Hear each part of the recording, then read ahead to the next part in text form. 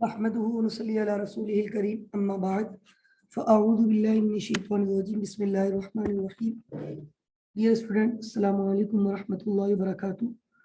Today inshallah we have to discuss IS 38 as well as another chapter inshallah.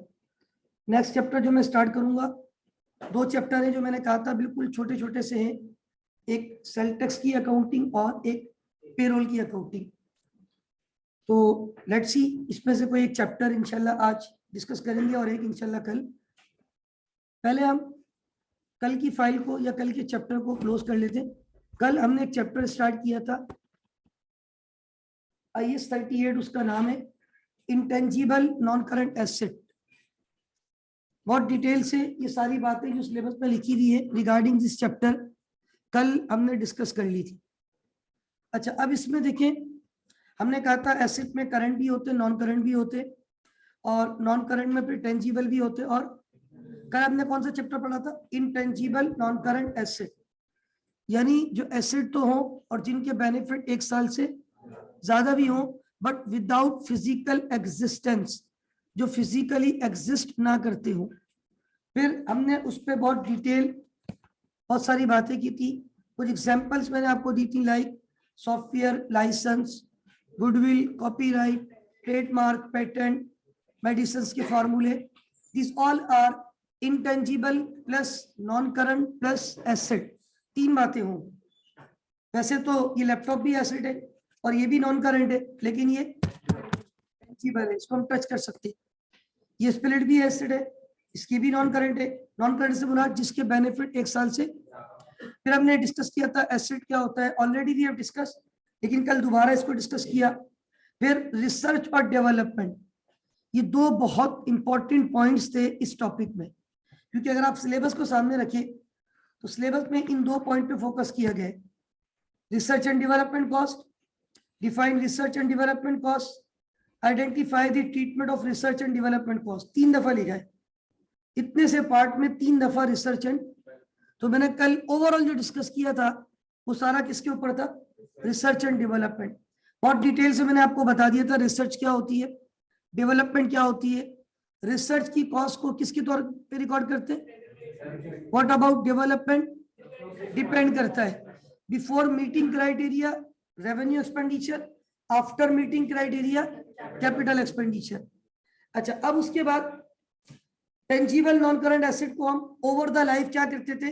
Depreciate. Intangible non current asset को over the life क्या करते हैं? Amortise. एक होता है depreciation और एक होता है, डेप्रिसिएशन किस पे अप्लाई होता है? Tangible non current asset. What about amortization? और फिर ये क्राइटेरिया कल आपको 6 पॉइंट समझा दिए थे। उसके बाद ये एग्जांपल दी थी मैंने, एक आपने सॉफ्टवेयर लिया 5 लाख रुपए का, 5 साल की लाइफ थी, तो हमने इसको एमोटाइज कैसे किया था? हर साल 1 लाख रुपए से एमोटाइज हुआ है। 5 लाख था Jan 1 2016, ईयर एंड पे कितने का बच गया? 1 लाख से क्या हो गया? एमोटाइज। फिर अगले साल 1 लाख। ये सिंपल एग्जांपल हमने डिस्कस की थी। उसके बाद ये भी क्वेश्चन 1 मैंने यहाँ पे आपको सॉल्व करवाना है। कल 2 सवाल किए थे और इसके अलावा वो मैंने क्वेश्चन 2 और क्वेश्चन 3 कर दिया। ये आपका क्वेश्चन 2 है, ये मैंने कल डिस्कस किया था, याद है? ये जो मैंने कहा था इसमें हमारे पास एक कॉस्ट इनकर्ड हुई है $1 lakh, 90,000 before meeting criteria, 10,000 after. तो 90,000 किसके तौर पे रिकॉर्ड होगी? वो प्रॉफिट एंड लॉस में जाएगी। और जो एसेट है वो कितने का था? एक सवाल मैंने ये भी करवाया था जिसपे 20 लाख रुपए खर्च हुए थे, और उसपे से भी 15 लाख रुपए बिफोर और 1 लाख रुपए, सॉरी 5 लाख रुपए, तो 15 लाख रुपए एक्सपेंस और 5 लाख रुपए का एसेट। ये क्वेश्चन 3 था। क्वेश्चन 1 मैंने भी इसमें ऐड किया है, बस इसको ही डिस्कस करना है, बाकी तो ऑलमोस्ट वी हैव डन। वैसे भी इस टाइप का सवाल भी कर लिया था, लेकिन एक एक्स्ट्रा सवाल वैसे ही पेपर में इस टॉपिक में छोटा मोटा एमसीक्यूज आ जाता है। मैंने बार बार कहा है, पेपर में जो मेजर टॉपिक्स हैं जिसमें एमटीक्यूज आता है उनमें ये टॉपिक्स शामिल नहीं है जो मैं इस वीक में पढ़ा रहा हूँ। डेप्रिसिएशन आता है, बैंक रिकंसिलिएशन आता है, इन्वेंट्री वैल्यूएशन आता है, ट्रायल बैलेंस आता है। इसके अलावा फाइनल अकाउंट जब हम पढ़ेंगे वो चीजें आती है आपके एमटीक्यूज में। बाकी सारे चैप्टर कहाँ पे एग्जामिन होते? तो एमसीक्यूज छोटा मोटा कोई 2 नंबर या 1 नंबर से बड़ा एमसीक्यूज है ही नहीं बिल्कुल। पेपर भी आपका कोई मतलब कोई एडवांस अकाउंटिंग नहीं है, कोई फाइनेंशियल रिपोर्टिंग नहीं है। This is fundamental of financial accounting. वालेकुम, फाइनेंशियल अकाउंटिंग के फंडामेंटल्स। एक छोटा सा सवाल है, इसको मैं क्विक जर्नल एंट्रीज आपके सामने रखूंगा। What journal entries are required for the year 2018 and 20? Active Assetting owns a taxi operator license which it acquired on Jan 1, 2018 at an initial cost of rupees 10,000. जब आपने Jan 1 को ये asset खरीदा तो आप इसको अपनी बुक में रिकॉर्ड करेंगे। लाइसेंस कुछ लोग समझते हैं कि टेंजिबल एसेट है, ऐसा नहीं है। ये मैंने पहले भी कई दफा विद एग्जांपल इस पे बात की है। लाइसेंस जो आपके हाथ में होता है वो तो कागज का टुकड़ा है। ऐसे तो सीडी जो होती है प्रोडक्ट, वो प्लास्टिक की सीडी, वो भी एक प्लास्टिक की प्रोडक्ट है टेंजिबल, लेकिन उस सीडी के ऊपर जो सॉफ्टवेयर होता है वो नजर, आपका मोबाइल का इतना छोटा सा एसडी कार्ड होता है, उसके अंदर कितने सारे सॉफ्टवेयर होते हैं वो नजर। तो वो मोबाइल कार्ड के जो एसडी कार्ड है ना, वो इटसेल्फ एक टेंजिबल प्रोडक्ट है, लेकिन उसके अंदर जो उसकी इंपॉर्टेंस है सॉफ्टवेयर, वो फिजिकली एग्जिस्ट नहीं करता। लाइसेंस परमिट गवर्नमेंट ने आपको दी कि आप टैक्सी चला सकते, वो लाइसेंस बेसिकली कहीं पर रखा हुआ एज सच नहीं होता, खाली वो कागज का टुकड़ा तो इसलिए होता है कल को आपको कोई रोके, आप ड्राइविंग कर रहे हो तो आप वो लाइसेंस दिखा सके कि मुझे गवर्नमेंट ने अलाउ किया है। What it. तो Jan 1, 2018 आपने लाइसेंस परचेज किया। जब लाइसेंस परचेज करेंगे तो आपका एसेट बढ़ जाएगा। License is your asset. हमने कल डेफिनेशन जब पढ़ी थी according to IS 38 intangible asset की, तो IS 38 ने कहा था an identifiable, no doubt physically उसकी सब्सटेंस नहीं होती, फिजिकल एग्जिस्टेंस नहीं रखता है, but keep in mind we have to identify. How to identify? We have to record. उसको रिकॉर्ड करेंगे अपनी बुक में। Now we are going to record. किस तरीके से रिकॉर्ड कर रहा हूं? डबल एंट्री क्या बनाऊंगा? मैंने क्या परचेज किया है, तो लाइसेंस इटसेल्फ एक टाइटल है। जैसे मैं फर्नीचर लेके आता हूं तो फर्नीचर डेबिट, कंप्यूटर लेके आता हूं तो कंप्यूटर डेबिट। तो now we need to record license debit. License को मैं डेबिट करूंगा, कैश को, बैंक को, कोई भी आपने टाइटल जो है वो क्रेडिट कर देना है 10,000 से। कैश भी हो सकता है, बैंक भी हो सकता है, उसमें कोई फिलहाल इशू नहीं है। द यूजफुल जिंदगी of the license is 5 year. इसकी यूजफुल लाइफ कितनी है? Based on the date it is valid for. और नॉर्मली हमारे यहाँ भी जो लाइसेंस होते हैं मेरे ख्याल है उसकी वैलिडिटी 5 साल होती है। मैंने 2019 में गालिबन जो है वो फर्स्ट टाइम ओरिजिनल बनवाया था, उससे पहले तो बस जी 2024, 19 से 24 कितने साल हो गए? 5 साल। तो हमारे यहाँ भी नॉर्मली लाइसेंस की जो वैलिडिटी है वो 5 साल होती है। तो बहरहाल अब हमारे पास लाइसेंस डेबिट, कैश, क्रेडिट। अब 5 साल की वैलिडिटी, आगे कहते हैं एंटिटी यूजेस सिरात मुस्तकीम method to amortise the intangible. ये वही स्ट्रेट लाइन मेथड है, वही सिरात मुस्तकीम मेथड है जो हमने कहाँ पढ़ा था डेप्रिसिएशन में, cost minus salvage value divided by life. यहाँ पे सैल्वेज वैल्यू नहीं है, जाहिर सी बात है लाइसेंस 5 साल के बाद जीरो हो जाता है। और हम तो अक्सर टेंजिबल नॉन करंट एसेट में भी देखते थे, एग्जाम में भी ऐसे सवाल आते हैं जहाँ पे स्क्रैप वैल्यू या सैल्वेज वैल्यू क्या होती है? जीरो। तो अगर कोई सैल्वेज वैल्यू नहीं है तो definitely we have to assume as zero. 2 साल की जर्नल एंट्रीज मांगी थी, Jan 1 से दिसंबर 31, पहला ईयर एंड आ गया। ईयर एंड पे हमें क्या रिकॉर्ड करना पड़ेगा? Not depreciation, amortization. क्या रिकॉर्ड करना होगा? Now how to record amortization? Amortization expense debit, accumulated amortization credit. आप जब डेप्रिसिएशन की एंट्री रिकॉर्ड करते थे तो कैसे रिकॉर्ड करते थे? Depreciation expense debit, accumulated depreciation. अच्छा, ये एक्यूमुलेटेड डेप्रिसिएशन है, कुछ लोग कहते हैं अलाउंस फॉर डेप्रिसिएशन, कुछ लोग कहते हैं provision for depreciation, all acceptable. असल में ये एक तो डिफरेंट लैंग्वेज का भी फर्क होता है। अमेरिकन बुक में कुछ और मिलेगा, अगर आप ब्रिटिश बुक्स देखेंगे खासतौर पे यूके अप्रोच की, फॉर एग्जांपल ये बुक मैं अक्सर स्टूडेंट को देता भी हूँ, मैंने शायद पता नहीं आपके ग्रुप में भेजी है या नहीं। फ्रैंकफर्ट एक बुक है जो कि आपकी रिकमेंडेड भी है। अब ये जो है ना फ्रैंकफर्ट, ये आपको रिकमेंड भी की गई है सिलेबस में। अगर आपने नोट किया हो, सिलेबस के आखिर में आपको बुक्स रिकमेंड की जाती है, तो उसमें जो आपकी बुक है ये मैं आपको ग्रुप पे फॉरवर्ड कर दूंगा, फ्रैंकफर्ट। अब ये बुक जो है ना, बिजनेस अकाउंटिंग फ्रैंकफर्ट, ये बेसिकली ब्रिटिश मतलब यूके अप्रोच की बुक है। खासतौर पे जो स्टूडेंट ओ लेवल करते हैं और कॉमर्स का सब्जेक्ट लेते हैं उनको ये पढ़ाई जाती है, हमें भी रिकमेंड की गई है। इस बुक में अगर आप देखेंगे तो ये लोग यूज टू है प्रोविजन के वर्ड के साथ। ये लोग कहते हैं प्रोविजन फॉर डेप्रिसिएशन। ज्यादातर हमारे यहाँ जो इंटर कॉमर्स में पढ़ाया जाता है वो बोलते हैं अलाउंस फॉर डेप्रिसिएशन। मैंने खुद इंटर कॉमर्स में पढ़ा था अलाउंस फॉर डेप्रिसिएशन। मैं इटसेल्फ यूज्ड टू हूं, आपने देखा होगा मैंने आपको थ्रू आउट डेप्रिसिएशन में क्या वर्ड यूज किया, एक्यूमुलेटिव डेप्रिसिएशन। तो ये सब सेम है, कुल्लू जाइज, कोई मसला नहीं है, सब एक ही है। आप कोई भी वर्ड यूज कर सकते हैं, गॉट इट। तो याद रखें ये। अच्छा एक बात और सुन लीजिए, ये बुक अगर मैं फॉरवर्ड भी करूंगा ये आपको एडिशनल होती है, लेकिन इसमें शायद 50+ चैप्टर्स हैं। लेकिन क्या आपके सिलेबस के 50+ चैप्टर है? अब आप देखिए इसमें मैं अगर काउंट करता हूँ तो 47 48 चैप्टर्स है।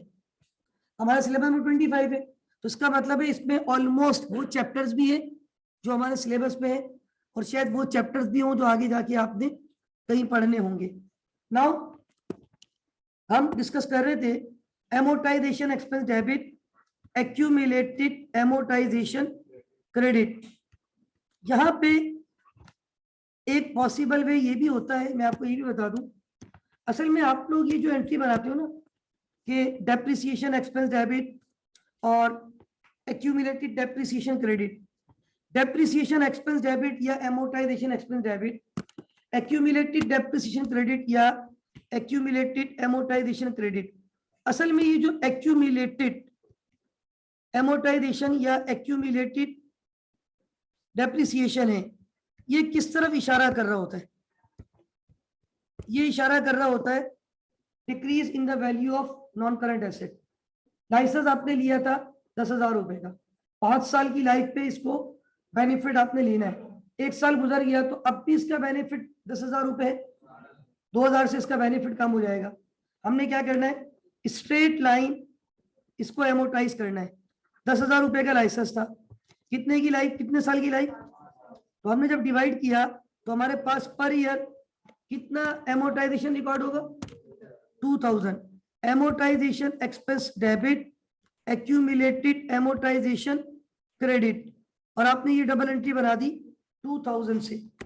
यहाँ पे मैं एक बात ये बताना चाह रहा था कि हम जो ये एंट्री बनाते हैं ना, चाहे डेप्रिसिएशन की हो चाहे एमोर्टाइजेशन की हो, depreciation expense debit, accumulated depreciation credit या amortisation expense debit, accumulated amortisation credit, असल में ये वाला जो अकाउंट है ना accumulated amortisation, this is known as contra asset account. Contra asset का मतलब जो एसेट की वैल्यू को कम करता है। तो अगर आप चाहो कॉन्ट्रा अकाउंट ना मेंटेन करो तो आप direct amortization expense debit, license credit, ultimately value किसकी कम हो रही है, लाइसेंस अब 10,000 का नहीं है, अब आपकी बुक में 8,000 का है, और हम बुक में 8,000 ही दिखाएंगे 1 साल के बाद। तो आप चाहो तो without Contra asset account directly आप एसेट को भी credit, even depreciation expense debit, furniture credit भी हो सकता है। यानी बगैर कॉन्ट्रा एसेट अकाउंट बनाए डायरेक्ट एसेट को क्रेडिट भी। ये बात इसलिए बता रहा हूं, हो सकता है वो आपको एमसीक्यूज दे, और इस टाइप के एमसीक्यूज देखे हैं मैंने, ठीक है ना, मॉक पेपर में देखे। हमें एक्चुअल पेपर तो अलाउ नहीं होता देखना, लेकिन मॉक पेपर या कुछ मॉडल पेपर पहले भी वेबसाइट पे आते थे, तो उसमें एक ऐसा एमसीक्यूज था, उसने बोला है कि एमोर्टाइजेशन की डबल एंट्री क्या होती है। आपसे ये भी पूछ सकते, नीचे 4 एंट्रीज बनी हुई है, 4 ऑप्शन है, उसपे 4 जर्नल एंट्रीज बनी हुई है। अब आपको उसमें से सही जर्नल एंट्री को टिक करना है। तो हो सकता है उसने एंट्री ये बना दी हो, amortisation expense debit, intangible asset, मतलब कोई भी इंटेंजिबल एसेट जो नाम है उसका। अब आप बोलेंगे सर ने तो बोला था कि एमोर्टाइजेशन एक्सपेंस डेबिट और एक्यूमुलेटेड एमोर्टाइजेशन या अलाउंस फॉर एमोर्टाइजेशन या provision for amortisation. American, British, Pakistani, पता नहीं कौन कौन सी लैंग्वेज सर बोल रहे थे, यहाँ तो कुछ भी नहीं है, ये तो कोई नई लैंग्वेज आ गई है। तो ऐसा नहीं है, हम डायरेक्टली एसेट को भी डेप्रिसिएशन की एंट्री में भी कर सकते हैं। इवन जब हम आगे लेवल की अकाउंटिंग पढ़ाते हैं, खासतौर पे आप लोग इंशाल्लाह जब फाइनेंशियल अकाउंटिंग, इसका अगला पेपर जो मैं बार बार एग्जांपल देता हूँ समझाने के लिए, इवन मैंने आपको ये भी कहा है, ये सवाल जो मैंने आपको कल करवाया 2 सवाल, वो मेरे अल्हम्दुलिल्लाह जो मैं ML2 में जब पढ़ाता हूँ वहां के हैंडआउट से मैंने आपको करवाए प्रैक्टिस के लिए। तो बात ये कि लिंक है ना, आपका FFA के बाद अगला पेपर इस स्ट्रीम का ML2 में आएगा, financial accounting and corporate reporting. तो डेफिनेटली वहां जब हम बच्चों को पढ़ाते हैं, वो बच्चे बहुत ग्रूम हो चुके होते हैं, वो तो 3 लेवल ICME के क्रॉस कर चुके होते हैं, उनको बहुत अंदाजा होता है। तो वहां तो हम बहुत सारी बातें स्टूडेंट से वो कर लेते हैं कि हमें पता है कि भाई यहाँ पे स्टूडेंट घबराएंगे नहीं। तो वहां तो मैं अक्सर ये एंट्री भी बना देता हूँ, depreciation expense debit asset credit. For example मैं आपको एक फाइल वैसे ही शेयर शो करता हूँ यहाँ पे, ये देखिए FSCR हेड ऑफिस, मैं यहाँ पे टॉपिक पढ़ा रहा था, ये IS 40, ठीक है। मैंने एक सवाल ये अटेंड किया और इसमें आप देखिएगा यहाँ पे मैंने क्या किया कि इस सवाल में ये डेप्रिसिएशन की एंट्री आपको नजर आ रही है, ये देखिएगा ये वाली, क्या लिखा है मैंने, depreciation expense debit PP credit. What is PP? Property plant and, this is IS 16। जितने भी टेंजिबल नॉन करंट एसेट है वो कौन से IS में जाते हैं। अब आप देखिए मैंने ये कौन सी एंट्री बना दी, डेप्रिसिएशन एक्सपेंस डेबिट, ये भी मैंने 2-3 हफ्ते पहले पढ़ाया यहाँ पे, और मैंने ये एंट्री बनाई है, depreciation expense debit property plant, Kullu जायज, कोई मसला। तो भाई ये चीजें एक्सेप्टेबल होती है। लेकिन इस वक्त चूंकि इसी के अगले सवाल में अगर आप देखेंगे, मैंने फिर यूटर्न ले लिया अगले सवाल में, अगले सवाल में अगर मैंने एंट्री बनाई होगी तो देखिए ये मैंने एंट्री क्या बनाई है, नीचे देखें, नीचे देखो, नीचे depreciation expense debit accumulated depreciation credit, ये भी सही है।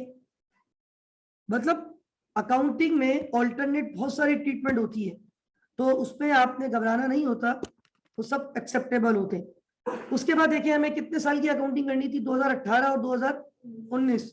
उसके बाद अगला ईयर एंड आएगा दिसंबर की 31, 2019। क्योंकि स्ट्रेट लाइन है, स्ट्रेट लाइन में हर साल सेम होता है, एक साल और गुजर गया तो कितने से मजीद एमोर्टाइजेशन रिकॉर्ड हो जाएगी, amortisation expense debit accumulated amortisation credit.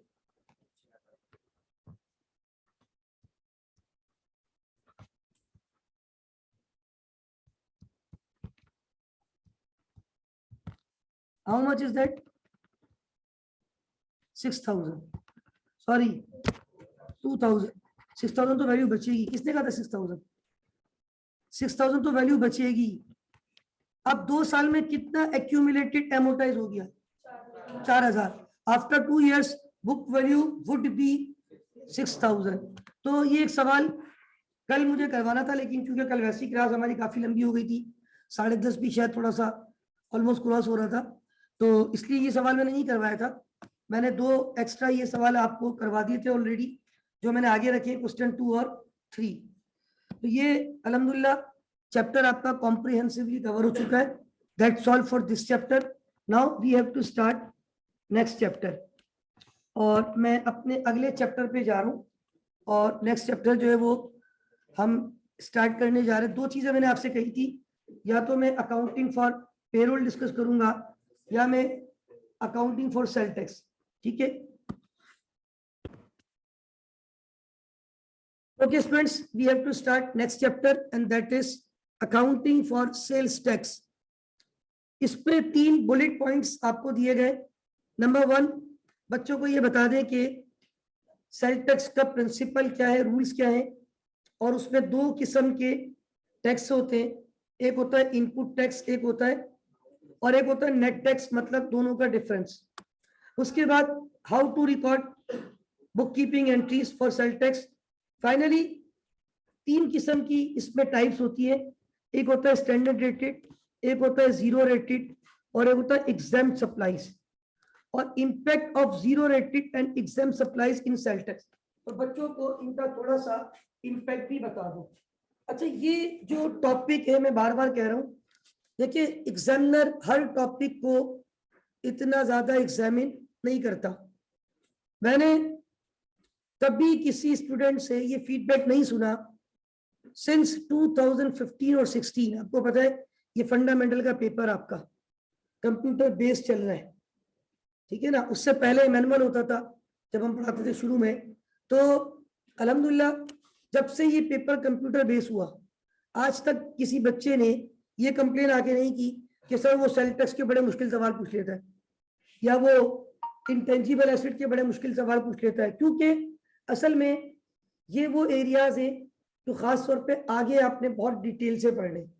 इस लेवल पे जो आपको एग्जामिनर को करना चाहिए वो करता भी होगा, आई एम श्योर। डेप्रिसिएशन आपसे पूछे, इन्वेंट्री आपसे पूछे, बैंक रिकंसिलिएशन वो आपसे पूछता है, डबल एंट्रीज के कॉन्सेप्ट, लेजर के कॉन्सेप्ट, ट्रायल बैलेंस के कॉन्सेप्ट, बेसिक फाइनल अकाउंट के कॉन्सेप्ट, इस टाइप की बैड डेट्स के कॉन्सेप्ट, ठीक है ना। दीज आर दी कॉमन, मैं समझता हूँ कि क्वेश्चंस जो एग्जामिनर एग्जामिन करता है। लेकिन because this is part of your syllabus, तो definitely we have to discuss, we have to cover, that's why we are going to discuss sale tax. पूरी कोशिश करूंगा जितना मैक्सिमम आपको बता सकूं, और एटलीस्ट ये सारे पॉइंट्स जरूर कवर करूं कि जीरो रेटेड क्या होता है, एग्जाम सप्लाईज क्या होता है, स्टैंडर्ड रेटेड क्या होता है, और इनके इम्पैक्ट क्या होते हैं, और ये इनपुट आउटपुट और नेट टैक्स क्या होता है, और इसकी ट्रांजैक्शन कैसे रिकॉर्ड होती है। ये सारी चीजें इंशाल्लाह मैं आपसे वन बाय वन जो है वो डिस्कस करूंगा। टॉपिक इसलिए कहता हूँ आपके लेवल पे एडवांस है क्योंकि टैक्स एक बहुत बड़ी दुनिया है। आपको पता है जब आप क्वालिफाई हो जाएंगे इंशाल्लाह, हो सकता है आप में से कोई टैक्स की फील्ड में भी चला जाए, आप में से कोई ऑडिट की फील्ड में चला जाए, आप में से कोई अपनी कंसल्टेंसी फर्म खोल ले।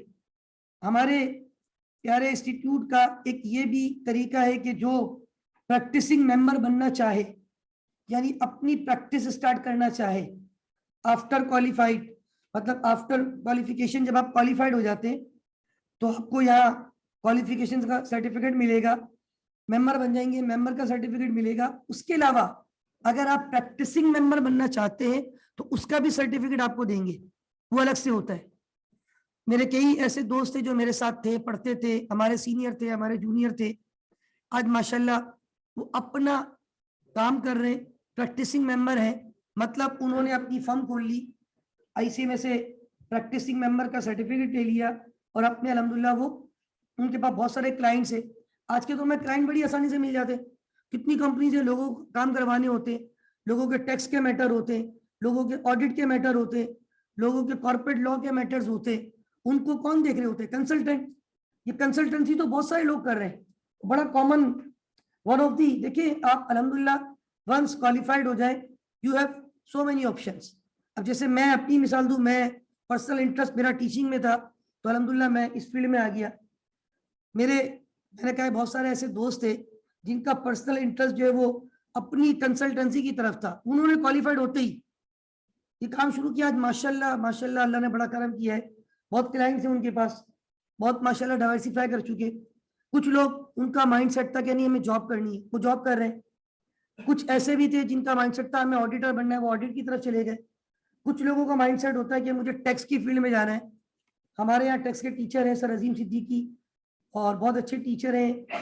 अभी तो आजकल नहीं पढ़ा रहे वो, क्योंकि हमारे कराची ब्रांच काउंसिल के चेयरमैन भी है, तो उनका माशाल्लाह अपना कंसल्टेंसी है। वो भी बहुत सारे स्टूडेंट्स को रिकमेंड करते हैं, अपने पास भी रख लेते हैं।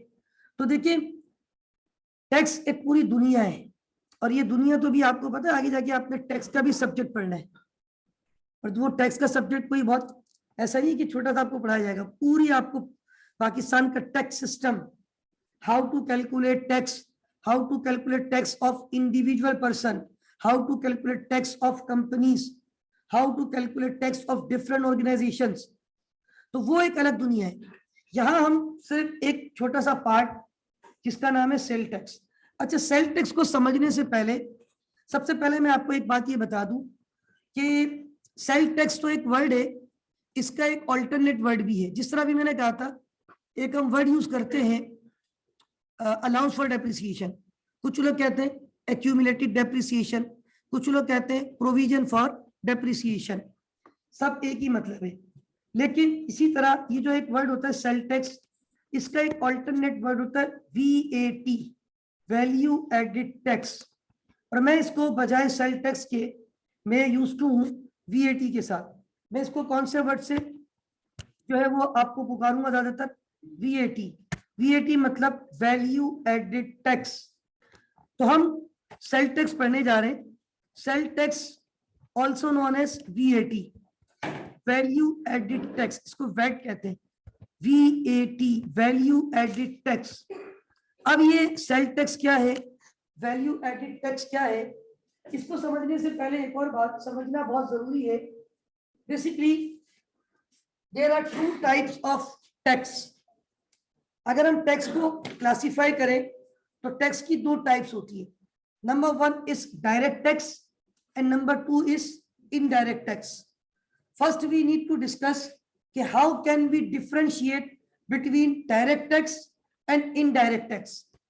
डायरेक्ट टैक्स बेसिकली उस टैक्स को कहा जाता है कि जो टैक्स पेयर होता है, जिसपे वो टैक्स चार्ज होता है, वही उसको पे करता है, वो डायरेक्ट टैक्स है। For example right now I am teaching, अल्हम्दुलिल्लाह this is my source of income, इससे मैं पैसे कमाता हूँ। मुझे ICA में जब सैलरी देता है तो उसमें से टैक्स माइनस करके देता है, और वो टैक्स ICA में किसको जमा करवा देता है, गवर्नमेंट ऑफ पाकिस्तान को। हर महीने मेरी सैलरी पे ICA में 10% टैक्स विदहोल्ड करता है, क्योंकि मैं सर्विस सेक्टर में हूँ। सर्विस सेक्टर में टैक्स का रेट जो एक्टिव टैक्स पेयर होता है, जो अपना रिटर्न फाइल करता है, उसका 10% है। जो नॉन फाइलर होता है उसका डबल है, आई थिंक 20 है या 17.5 है। पहले 17.5 था, अब रिसेंट अपडेट में शायद वो 20% है। तो मेरा टैक्स, बिकॉज कि मैं अल्हम्दुलिल्लाह फाइलर हूँ, अपना रिटर्न फाइल करता हूँ, अल्हम्दुलिल्लाह एक्टिव टैक्स पेयर हूँ, तो मेरा जो टैक्स डिडक्ट होता है वो कितना परसेंट, 10%। तो बात ये है, अब ये मेरी सैलरी पे डायरेक्टली चार्ज हो रहा है, this is known as direct tax और इनडायरेक्ट टैक्स। मतलब इसको मैं फील भी करता हूँ कि यार मेरी सैलरी में इतना अमाउंट में 10% तो कौन ले गई, गवर्नमेंट। डायरेक्ट का मतलब होता है जो जिस शख्स पे लगे उसको फील करे। इनडायरेक्ट टैक्स, VAT या sale tax is not direct tax, this is indirect tax. Indirect tax वो होता है जो टैक्स जो बंदा पे करता है ना, वो बंदा उसको फील नहीं करता। मैंने ये पानी की बोतल उठाई, अभी आपने देखा, इस पे लिखा हुआ है PR 21.36। कैलकुलेटर है आप लोग के पास, जरा लिखिएगा 21.36, 3675 है आगे, 21.3675 लिखा है, 21.3675। उसके बाद लिखा हुआ है प्लस, प्लस का साइन लगा हुआ है, फिर लिखा हुआ है ST। What is ST, sale tax 03.6325, 03.6325, इन दोनों को प्लस कर लो, अमाउंट 25। पॉइंट के पास 4 डिजिट थे दोनों में। अब ये जो ST है, व्हाट इज ST, क्या ये पानी की बोतल जिस कंपनी ने बनाई या जिसने पानी की बोतल सेल की, क्या उसने ये टैक्स पे करना है? नहीं, वी हैव टू पे। हम लोग ये पानी की बोतल खरीदते हैं ना, तो इसका टैक्स भी पे कर रहे होते हैं, हमें अंदाजा नहीं होता, हम फील ही नहीं करते।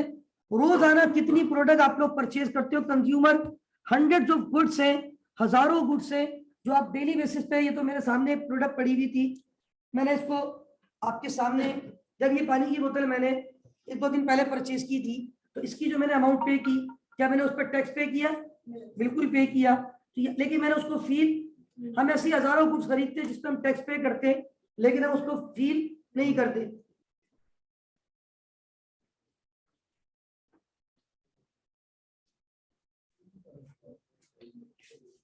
इसका मतलब है ये जो VAT है, इज दिस डायरेक्ट टैक्स और इनडायरेक्ट टैक्स? इनडायरेक्ट का मतलब होता है जो बंदा टैक्स पे कर रहा है वो बंदा इसको फील नहीं कर रहा, उसको पता ही नहीं चल रहा कि मैंने ये, वो तो देता कितने का ये टूथपेस्ट, अच्छा 80 रुपए का, 80 रुपए दे के आ गया, उसको नहीं पता कि 80 रुपए के अंदर सेल टैक्स भी। ये तो चलो आप लोग थोड़ा बहुत पढ़ते हैं तो शायद आप लोगों को पता हो, आम बंदे को नहीं पता होता।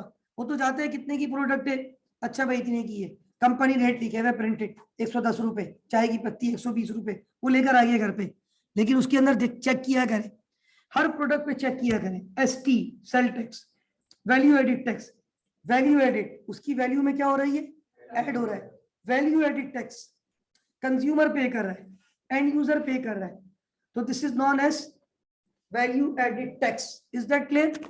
अच्छा, अब मैंने कहा था मैं वर्ड यूज करूंगा VAT, वैल्यू एडिड टैक्स। उसकी वजह ये है, असल में सेल टैक्स अगर लिखा जाए ना तो शायद स्टूडेंट के जहन में ये बात क्लिक होती है, सेल टैक्स का मतलब ये हुआ कि सेल्स के ऊपर जो टैक्स है, शायद आपके जहन में ये आएगा। तो याद रखना, सेल टैक्स सिर्फ सेल्स के ऊपर नहीं होता, सेल टैक्स परचेज के ऊपर भी होता है। अब वो कैसे, इधर देखिएगा।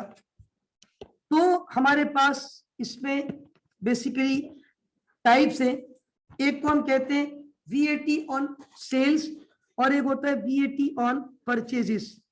Now what is VAT on purchases? इसलिए मैं कहूंगा आपसे कि आप भी अपने आप को यूज टू रखिएगा, बजाय सेल टैक्स के वर्ड के कौन से वर्ड से, VAT। क्योंकि सेल टैक्स से अगर आप पढ़ते हैं ना तो शायद आपको फील होता है कि इसका ताल्लुक जो है ना वो सिर्फ किससे है, सेल से। तो मैंने तो पहले सेल के बजाय किससे लिख दिया, VAT on purchases and VAT on sales. दो किस्म के VAT है आपके पास, VAT on purchases and VAT on sales. VAT on purchases, VAT on sales. Now, how can we differentiate between VAT on purchases and between VAT on sales? देखिए, सबसे पहले तो कीप इन माइंड कि अभी syllabus ये आपके सामने मैंने रखा हुआ है, we have two types of tax. ये तो नेट तो इन दोनों का डिफरेंस है। Now input tax and output tax. एक बात मैं आपसे पूछूंगा, बड़ा आसान सा सवाल है, और सवाल ये है मेरे भाई, जब आप कोई भी प्रोडक्ट खरीद के लाते हो, एक बेचने वाला भी जो है ना पहले खरीद के लाता है, या तो खरीद के लाता है या खुद बनाता है, लेकिन खुद बनाने के लिए भी रॉ मटेरियल खरीद के लाता है। अब एक मिसाल देता हूं, एक बंदा लैपटॉप खरीद के लाता है और बेचता है। खरीद के लाता है मतलब परचेजेस, बेचता है मतलब सेल्स। जब वो खरीद कर लाता है तो प्रोडक्ट इन होती है या आउट होती है उसके पास, उसके ऊपर जो टैक्स है वो इनपुट है। जब प्रोडक्ट बेचता है तो प्रोडक्ट आती है चली जाती है, चली जाती है ना, बेचते वक्त प्रोडक्ट और खरीदते वक्त प्रोडक्ट। तो VAT ऑन परचेजेस को कहते हैं इनपुट टैक्स। कौन सा टैक्स, इनपुट टैक्स। और VAT ऑन सेल्स को कहते हैं आउटपुट टैक्स। क्या कहते हैं, आउटपुट टैक्स। एक होता है VAT ऑन परचेजेस और एक होता है VAT ऑन सेल्स। बड़ा आसान सा तरीका मैंने आपको बता दिया है। जब आप परचेज करोगे तो प्रोडक्ट आपके पास आती है या जाती है, आने को क्या बोलते हैं, इन होना या आउट होना। तो उसका मतलब है VAT on purchases input tax. Product बेचते हैं, प्रोडक्ट आती है चली जाती है। सेल्स करते हैं तो इसका मतलब है VAT on sales, also known as output tax. अच्छा, अब input tax, output tax, how to record, how to calculate net of tax. अब ये जो तीसरा वर्ड था इसमें नेट टैक्स, एक एग्जांपल के थ्रू आपको समझाऊंगा और फिर कुछ चीजें और भी आगे बताऊंगा। हम एज्यूम कर लेते एक बिजनेसमैन है, उसकी कोई भी प्रोडक्ट है, वो प्रोडक्ट पहले खरीद के लाता है फिर वो आगे बेचता है। मिसाल बहुत आसान दूंगा, आसान से मुराद कुछ ऐसी वैल्यूज पिक करूंगा जिस तरह कल मैंने ली थी 5 लाख रुपए का एसेट, 5 साल की लाइफ, सिरात मुस्तकीम, एमोटाइजेशन, तो वो बात जरा समझ में आसानी से आ जाती है। तो यहाँ पे मैं इसी तरह कुछ वैल्यूज लेके आपको बात समझाने की कोशिश करूंगा। सपोज करें एक परचेजर है और वो परचेज करने गया, प्रोडक्ट, जब वो पहुंचा खरीदने के लिए सेलर के पास, उसने कहा कि भाई ये प्रोडक्ट जो आपको खरीदनी है, वो हालांकि अपने लिए नहीं लेकर आ रहा, वो बेचने के लिए ला रहा है। बोला भाई ये 3 लाख रुपए की है, लेकिन खान साहब ने कहा है कि अब टैक्स भी लेना है, टैक्स लगा दिया। पहले टैक्स नहीं था, सपोज मिसाल दे रहा हूं, तो 3 लाख रुपए तो इसकी कॉस्ट है, उसके ऊपर अब टैक्स रेट नॉर्मली हमारे यहाँ 17%, 17.5%, ये रेट चल रहा होता है। पेपर में भी ज्यादातर ये वाला रेट आता है, लेकिन मैं समझाने के लिए थोड़ी आसान एग्जांपल दे रहा हूँ, 10%, ताकि वो कैलकुलेशन आसान हो। 3 लाख रुपए की उसकी कॉस्ट थी। उन्होंने कहा 3 लाख तो कॉस्ट है भाई, और मैं तो एक रजिस्टर्ड पर्सन हूँ, मैं तो अपना बिजनेस, जाहिर सी बात है, ट्रांजेक्शन रिकॉर्ड करता हूँ, गवर्नमेंट को शो करना होता है सारा, मुझे अपना रिकॉर्ड मुझे तो बतानी है गवर्नमेंट को मैंने इतनी सेल की है। तो भाई मैं आपसे 3 लाख रुपए नहीं लूंगा, 3 लाख का मुझे एक्स्ट्रा आप कितना देके जाओगे? वो कितना होता है? 30,000। और ये 30,000 रुपए मैं अपनी जेब में नहीं रखूंगा भाई, ये मैं गवर्नमेंट ऑफ पाकिस्तान को दूंगा, राइट? तो अब आप मुझे बताएं, आप परचेजर हैं, आप उसको कितने पैसे देकर आए? 3 लाख। अब मैं यहां जब डबल एंट्री बनाऊंगा ना, इधर देखिएगा, नंबर 1 परचेजेस डेबिट 3 लाख रुपए। अब आप बोलेंगे सर वो तो 3,30,000 है। नहीं, परचेज की वैल्यू कितनी थी? VAT debit. अब आप इसको चाहो तो VAT लिखो और चाहो तो इसको सेल टैक्स लिखो। अब सेल टैक्स लिखो परचेज के साथ, थोड़ा अजीब भी लगता है, तो बहरहाल इसका जो अच्छा नाम है वो क्या है? अब ये VAT ऑन सेल्स है या VAT ऑन परचेज है? इज दिस इनपुट टैक्स और आउटपुट टैक्स? कितना मुझे VAT भी देना पड़ा? अब 2 या 3 ऑप्शन है क्रेडिट के लिए, वो तो हम सवाल लिख के भी कर सकते हैं। अगर उसने कैश दिया है तो आप कैश को क्रेडिट करोगे, अगर उसने चेक दिया है तो, और अगर उसने उधार पे लिया है तो कोई इशू नहीं है, बाद पे दे देंगे भाई, पेबल तो देना है ना, बाद में अकाउंट पेबल डेबिट कैश ही क्रेडिट होना है या बैंक क्रेडिट होना है। हम एज्यूम कर लेते हैं कैश पे उसने खरीदा। अब आप देखिएगा यहाँ पे, अभी आपकी फीलिंग ये आनी चाहिए कि सर आप तो अभी कह रहे थे कंज्यूमर पे करता है, ये तो बेचारा दुकानदार पे करके आ गया। दुकानदार को टेंशन नहीं है, दुकानदार अभी आगे कंज्यूमर से लेगा। ये दुकानदार को 30 क्या 50 भी देने पड़े ना, 60 भी देने पड़े, उसको कोई टेंशन, उसको पता है तो मैं आगे एडजस्ट कर लूंगा। कैसे? अब जरा आगे आ जाए। अब दुकानदार साहब जो है 3 लाख रुपए की खरीद के लाए, 3 लाख ही बोलना, 3,30,000 नहीं बोलना, इसको कितने की खरीद के लाए? बोलने में तो 4 लाख की बेचूंगा भाई, जाहिर सी बात है, क्या वो प्रॉफिट नहीं कमाएगा? उसूल रिस्क हलाल तो इबादत है, वो रिस्क हलाल कमाने के लिए बैठा हुआ है। वो कह रहा है मैं 3 लाख की लाया हूँ, कितने की बेचूंगा? अब कस्टमर आ गया, शाहनवाज भाई चलेगा उसके पास। उन्होंने कहा शाहनवाज को भाई ये 4 लाख रुपए की, लेकिन एक बात और सुन ले, 4 लाख तो इसकी प्राइस हमने रखी हुई है, आपको पता ना खान साहब ने क्या बोला, टैक्स भी ले रहा है 400,000 प्लस टैक्स। आप अक्सर देखा करें, खासतौर पर अभी खान साहब की हुकूमत में ये बहुत ज्यादा नो हाउ लोगों को शुरू हुई है, वरना पहले वो सेल टैक्स ऐड होता था नहीं। अब वो खान साहब आप देखा करें अक्सर, पहले खाड़ी वगैरह में इतना नहीं होता था, अब वो लिखा हुआ होता है inclusive of tax, exclusive of tax, इस पर टैक्स शामिल है, टैक्स शामिल। एक मरतबा में गया तो प्रोडक्ट हमने परचेज की खाड़ी से, वहां प्राइस कुछ और थी, काउंटर पे गया तो उसने बोला इतने पैसे। मैंने बोला यार वो तो प्राइस टैग तो ये हुआ था। बोला सर वो आप देखिए उस पर तख्ती लगी हुई है एक्सक्लूसिव ऑफ टैक्स, इस पे भी टैक्स शामिल, अभी टैक्स भी तो ऐड हुआ है सर। टैक्स के बाद वो 400-500 रुपए का उसने उसके ऊपर टैक्स ले लिया। तो जाहिर सी बात है अब ये चीजें जो है वी हैव टू पे टैक्सेस, वी हैव टू पे। अब यहाँ पे, और ये बहुत सारे लोग बता भी देते हैं कि भाई अगर आपको परचेज करना है ना तो आपको इनवॉइस प्लस टैक्स देना पड़ेगा। अब यहाँ पे मैंने लिखा कि कस्टमर को मैंने कहा कि 4 लाख रुपए तो भाई गवर्नमेंट की, सॉरी 4 लाख तो मेरी सेल प्राइस है, लेकिन गवर्नमेंट ने कहा जितने का भी बेचोगे उस पर कितना % टैक्स ले लेना, तो 4 लाख का 10% कितना होता है? तो अब मैं कस्टमर से कितने पैसे लूंगा? 4 लाख। लेकिन मेरी सेल इनकम बढ़ती है क्रेडिट, क्या मैं अपनी सेल 4,40,000 की दिखाऊंगा? नहीं मेरे भाई, मुझे तो सेल कितने की दिखानी है? 4 लाख की सेल, 3 लाख की परचेज, 1 लाख का प्रॉफिट था मेरा, sale minus cost of goods sold is equal to profit. अब मैंने यहाँ पे किसको क्रेडिट करना है? अब ये VAT कौन सा था? सेल्स के ऊपर था, तो इस VAT को क्या कहूंगा? इनपुट और आउटपुट। यस, आपके लिए मैं अलग कलर के मार्कर से इसको ब्रैकेट में लिख देता हूं, दिस इज इनपुट टैक्स, इसको क्या कहते हैं, और इसको क्या कहते हैं? Output tax. बताता हूं। वेरी गुड, आपका सवाल अच्छा है, किसने पूछा ये? Good question. मैं उसी तरफ जाऊंगा अभी इस पे लायबिलिटी 10,000 है सिर्फ, क्योंकि हम पहले से कितना पे करके आए थे वहां। जब मैं खरीद के लाया था 3 लाख की प्रोडक्ट, कितने में लाया था 3 लाख, तो 30,000 तो मैं अपनी साइड में जेब में डालूंगा, बाकी कितने रह गए 10,000 रुपए मैं किसको दूंगा। अब आप बोलोगे सर आप तो फ्रॉड कर रहे हैं, आप कस्टमर से कितने पैसे ले रहे हैं 40,000 और गवर्नमेंट को कितने दे रहे हैं। भाई मेरे भी आप पे 30,000 उसने भी तो दिए गवर्नमेंट को, इस बंदे ने जिससे मैंने खरीदी थी, ठीक है ना। मैंने तो शाहनवाज को बेची, मैं भी तो लेकर आया था मेमन भाई से खरीद के।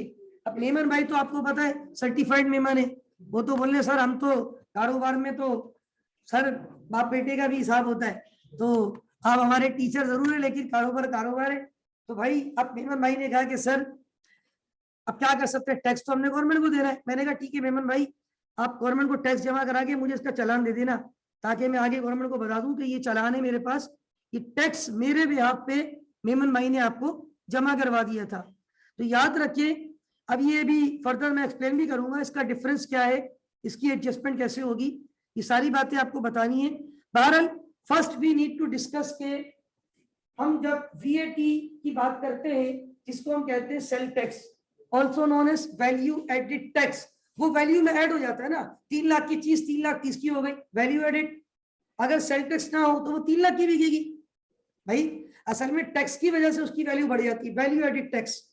परचेजर परचेज करते वक्त पे करके आया, उसने जब प्रोडक्ट आगे बेचनी है, अब उसने 3 लाख की खरीदी है, मैं ये तो बोल ही नहीं रहा हूँ कि 3 लाख 30 की ली है, हालांकि उसने कैश कितना दिया था, मैंने कैश कितना क्रेडिट किया है, लेकिन मैं कह रहा हूं मैंने कितने की खरीदी है 3 लाख की। मुझे उस 30,000 की टेंशन, मैंने कहा 3 लाख के लिए 4 लाख की बेचूंगा, कितने रुपए कमाऊंगा 1 लाख रुपए।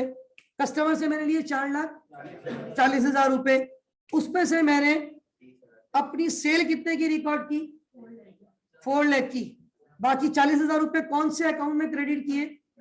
अच्छा अब भाई ने पीछे कहा कि सर ये आपने क्रेडिट किया है, तो इनके जहन में या इन्होंने पढ़ा भी होगा तो इनके जहन में ये बात आई कि सर लायबिलिटी बढ़ती है तो क्रेडिट होती है, और आपने वीएटी क्रेडिट किया है, तो अगर ये लायबिलिटी तो उसका मतलब है वो मेरा एसेट है, वो मैं एक्स्ट्रा पे करके आया था। मैं 3 लाख रुपए की चीज कितने की खरीद के लाया था और मैं कितने एक्स्ट्रा पैसे देकर आया था, वो मेरा एसेट है, डेबिट होता है। अब बात ये है यहाँ पे एक एंट्री और बनेगी अभी, और दूसरी बात वो एंट्री नेट की होगी, जो ऊपर लिखा हुआ था ना, एक होता है इनपुट टैक्स, एक होता है दूसरा क्या होता है। इस कंडीशन में नेट टैक्स कितना बना 10,000 रुपए, वेरी गुड। अब यहाँ पे उसकी एंट्री में यहाँ साइड पे बनाऊंगा, लेकिन एक चीजें कुछ आपको बतानी है, इधर देखिएगा Shahnawaz please look at this. If, ये इफ किसी वजह से लिखा है, इफ एक है आपका आउटपुट टैक्स, एक है आपका इनपुट टैक्स। आउटपुट टैक्स इस, ये साइन किसका होता है, वेरी गुड, ये ग्रेटर देन है, ग्रेटर देन इनपुट टैक्स। क्या मेरी एग्जांपल में यही नजर आ रहा है अभी। आउटपुट टैक्स कितना है इस केस में 40,000, इनपुट टैक्स कितना है, क्या 40,000 रुपए 30,000 से ज्यादा होते, ग्रेटर देन का साइन लगा दूं, तो जो डिफरेंस है ना इधर देखिएगा, वो डिफरेंस आपका नेट टैक्स होता है, और उस डिफरेंस को कहा जाता है payable to government, payable to government. ये आपने गवर्नमेंट को पे करना है, मतलब this is your, very good, this is your liability. कितना डिफरेंस आ रहा है यहाँ पे 10,000 रुपए। इज दिस योर एसेट और liability, yes this is your liability, ये आपकी लायबिलिटी है। और दूसरी बात ये है कि this is also known as कौन सा tax, net tax, sorry net net लिख दिया, this is net tax. Syllabus में लिखा हुआ था ना ऊपर, नंबर 1 इज व्हाट, जो कि परचेज पे होता है, नंबर 2 जो कि सेल पे होता है, number 3 what is net tax in this situation, how much 10,000। अब आप देखिए मुझे 1 लाख रुपए कमाने थे ना, कितने कमाने थे, जब मैं खरीद कर लाया था उस वक्त मेरी जेब से कितने माइनस हुए थे? 3 लाख रुपए, सही है। -3 लाख नहीं हुए थे, परचेज 3 लाख की थी, कैश कितना गया था? अच्छा, ये बताएं जब मैंने सेल की मेरी जेब में कैश कितना आ रहा है? कैलकुलेटर है आपके पास? कैलकुलेटर में लेके -3,30,000 क्योंकि कैश गया था पहले, -3,30,000 प्लस 4,40,000, 1,10,000 पॉजिटिव आ रहा है। ये 10,000 रुपए किसको दे रहे हैं? जब मैं गवर्नमेंट को 1 लाख रुपए दूंगा तो कैश आएगा या कैश जाएगा?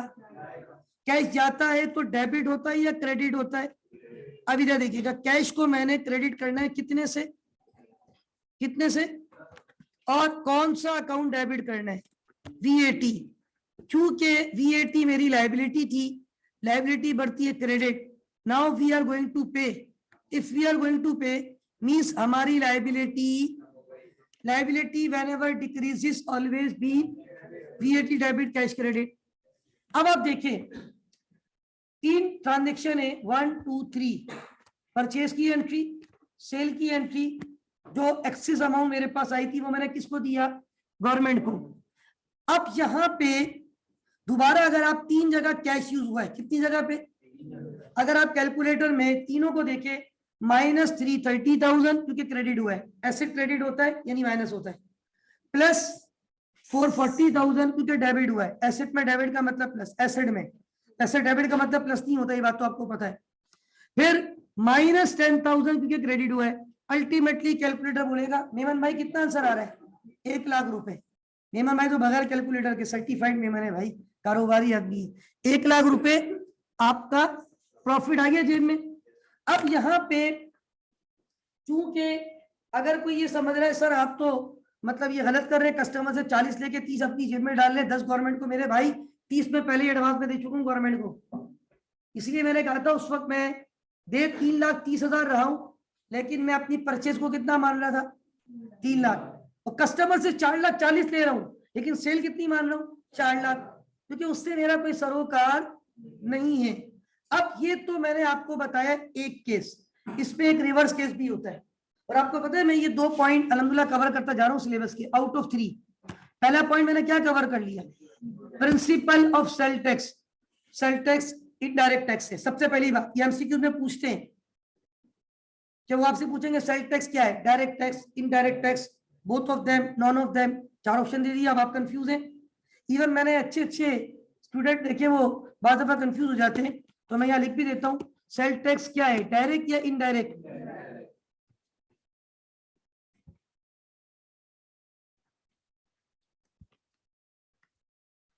अच्छा, दूसरी बात ये है कि हमारे पास अब प्रिंसिपल मैंने आपको बता दिया कि सेल टैक्स आपका इनडायरेक्ट टैक्स है, also known as VAT. VAT on purchases input, VAT on sales output, इन दोनों का difference net tax. Book keeping entries for sale tax, यही तो है बुक कीपिंग एंट्रीज। ठीक है, what are these book keeping entries. इसमें एक केस और बन सकता है, वो इसका रिवर्स केस होता है। अब यहाँ पे रिवर्स केस जब मैं बनाऊंगा तो शायद आपको जो बहुत समझदार है या बहुत सोचते हैं, जैसे हमारे मेमन लोग होते हैं, सर्टिफाइड कारोबारी लोग, मेमन भाई नाराज तो नहीं होते? बात ये है कि भाई असल में पता है क्या, मैंने देखा अल्हम्दुलिल्लाह, और ये हकीकत है अल्हम्दुलिल्लाह, जो मेमन लोग हैं ना उनका बिजनेस माइंड माशाल्लाह बहुत होता है। ये हकीकत में मैं आपको बताऊं, वो कहते हैं ना अल्लाह ताला की तरफ से, ये हकीकत है। ये मैं आपको बताऊं, ये तो हम और आप जैसे अब इस फील्ड में आना शुरू हुए, सीए की और सीएमए की। जैसे मैं मेमन नहीं हूँ, लेकिन मैं जब यहाँ पढ़ता था आईसीएमए में, जब मैं स्टूडेंट था, तो हमारे मैथ के टीचर अभी भी हैं वो अल्हम्दुलिल्लाह, कल भी मेरी मुलाकात उनसे हुई है यहाँ पे। कल भी वो भी क्लास ले रहे होंगे इस वक्त, यहाँ आते सुबह इसी टाइम पे आते। सर मुर्तुजा मूसा बहुत अच्छे टीचर है मैथ के माशाल्लाह, बहुत पुराने टीचर है, मतलब मैंने उनसे पता नहीं कब पढ़ा था माशाल्लाह, और अभी भी माशाल्लाह वो पढ़ा रहे। तो वो मेमन है, और वो उस वक्त कहा करते थे क्लास में कि पहले अगर वाकई हिस्ट्री आप देखो ना, तो बिजनेस में, और ये बिजनेस की फील्ड है हमारे पाकिस्तान में खासतौर पे सीए और CMA, chartered accountancy, cost and management accountancy. तो ये जो 2 आपके टाइटल हैं, ये फील्ड है, इसमें ज्यादातर लोग, पहले अगर हम पुरानी हिस्ट्री देखें, कौन मिलेंगे आपको? मेमन लोग मिलेंगे। अब बिजनेस की बड़ी बड़ी जो मार्केट से, आप स्टॉक मार्केट में चले जाएं, सारे अकील करीम डेडी, ये कौन है? मेमन है। आरिफ हबीब कौन है? मेमन। एक बंदा मेमन टाइगर, नाम सुना होगा। तो देखिए ये सब बड़े बड़े लोग जो है ना, ये सब सर्टिफाइड मेमन है, जो बड़ी बड़ी मार्केट को अल्हम्दुलिल्लाह कंट्रोल किए हुए। और डेफिनेटली इन लोगों का बिजनेस पे बहुत ज्यादा जो है ना, एक तो स्टेक होता है, दूसरा हमारे इकोनॉमी में, बिजनेस कम्युनिटी में बहुत बड़ा रोल है अल्हम्दुलिल्लाह मेमन कम्युनिटी का। तो याद रखिए, अब ये जो हमारे पास बिजनेस की हम बात कर रहे थे, तो कारोबार ठीक है, जब हम बिजनेस की बात करते हैं तो हम कहते हैं कि डेफिनेशन होती है बिजनेस की कि आपकी वो एक्टिविटीज, आपका वो ऑब्जेक्ट, आपके वो परफॉर्मेंस, आपके वो काम जिसका बेसिक ऑब्जेक्टिव हो टू मेक अ प्रॉफिट। जब आप कोई काम पैसा कमाने के लिए करते हो तो उसको अकाउंटिंग की शरीयत में बिजनेस कहा जाता है। अब क्या हमेशा प्रॉफिट होता है? याद रखिए, वक्त हमेशा एक जैसा नहीं होता। कभी कभी आपकी प्रोडक्ट आउट ऑफ फैशन हो जाती है, नेयर टू एक्सपायर हो जाती है, आउट ऑफ सीजन हो जाती है, आपकी प्रोडक्ट की मार्केट में नेगेटिविटी एक्सपोज हो जाती है, आपकी प्रोडक्ट के मार्केट में ऑल्टरनेट प्रोडक्ट्स आ जाते हैं, आपकी प्रोडक्ट की मार्केट में सप्लाई एक्सेस से डिमांड कम हो जाती है। मैं अक्सर मिसाल देता हूँ, रेयर केस में होता है, आजकल तो थोड़ा रिवर्स चल रहा है पिछले 1-2 सालों में, वरना 2-3 साल पहले ये सिचुएशन भी आई, ज्यादा पुरानी, 2-3 साल पहले ईद उल अजहा के मौके पे मवेशी मंडी पे एक्सेस जानवर आ गए थे, डिमांड कम थी। आखिर में क्या हुआ था, जो जानवर लोग 1-1.5 लाख का लाते थे एक हफ्ते पहले, 2 दिन पहले, 1 दिन पहले, वही जानवर लोग 50,000 70,000 रुपए, मतलब आधे पैसों में लेके आ रहे। क्यों?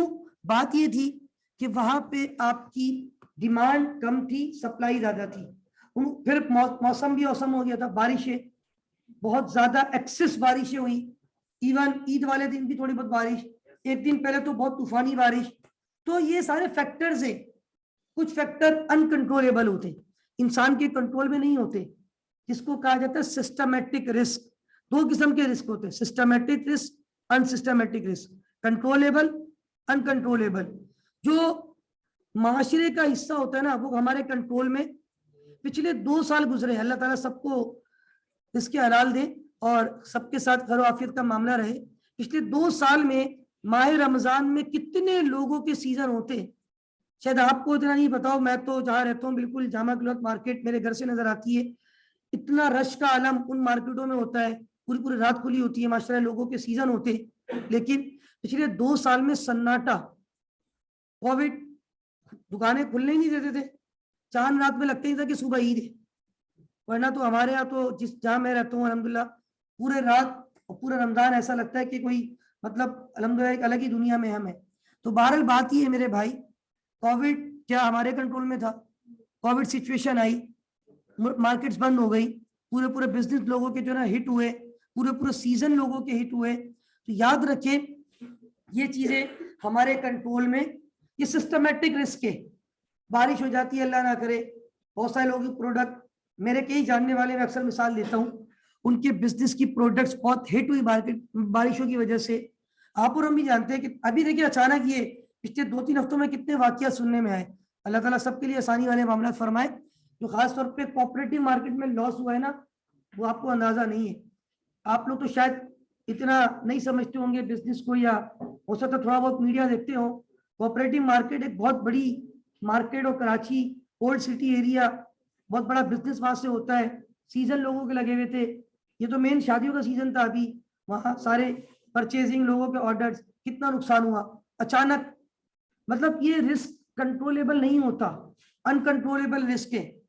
तो बात ये बताना चाह रहा हूं, अब मैं रिवर्स केस की बात करूंगा। आप खरीद के लाए 50,000 की, आप बेच रहे 40,000 की। क्यों भाई 40,000 की क्यों बेच रहे भाई? आपने क्या सोशल वेलफेयर खोला हुआ है? आपने क्या लोगों के लिए खिदमत खल्क की कोई जिम्मेदारी ले ली है? नहीं, आप मजबूरी के तहत, आपकी प्रोडक्ट नियर टू एक्सपायर है, आपकी प्रोडक्ट आउट ऑफ फैशन होने वाली है, आपकी प्रोडक्ट आउट ऑफ सीजन होने वाली है, आपकी प्रोडक्ट का मार्केट में कोई ऑल्टरनेट आ चुका है, लोग आपकी प्रोडक्ट की तरफ नहीं आ रहे, आपकी प्रोडक्ट के बारे में किसी चैनल ने, मीडिया ने मार्केट में नेगेटिविटी एक्सपोज कर दी है, लोग आपकी तरफ आना पसंद नहीं कर रहे। अब एक ही रास्ता है, लोगों को लालच दी जाए 50 वाली चीज 40 में, तो लोग खरीद लेते हैं। कल देखो ना, सफाई ने सेल लगा दी 50%, रश बढ़ जाता है लोगों का। ठीक है, जे डॉट सेल लगा देता है, गाड़ी आइडियाज ने अप टू 70%, समर पत्नी विंटर कौन सी सेल लगा दी। तो देखिए, these are the common reason. आप कस्टमर को अट्रैक्ट करते हैं, कस्टमर फिर समझते हैं हाँ यार ये तो कम में दे रहा है, चलो इससे खरीद लेते हैं। फिर उसके जहन से वो सारी बातें निकल जाती है, मीडिया में क्या बोला था। तो याद रखे भाई, बहरहाल बात ये है कि ये तो एक केस था, इसका रिवर्स केस भी होता है। वो रिवर्स केस क्या हो सकता है कि मैं एक प्रोडक्ट लाया 50,000 रुपए, और 50,000 पे 10% कितना टैक्स देकर आया था? 5,000। 50,000 की खरीदी, परचेज की वैल्यू कितनी थी? चले यही मैं रिकॉर्ड कर देता हूँ, ताकि एक मैं और रिकॉर्डिंग कर देता हूँ। Look at this. अभी छोटी एग्जांपल, ज्यादा नुकसान नहीं कराओ ना किसी का यार।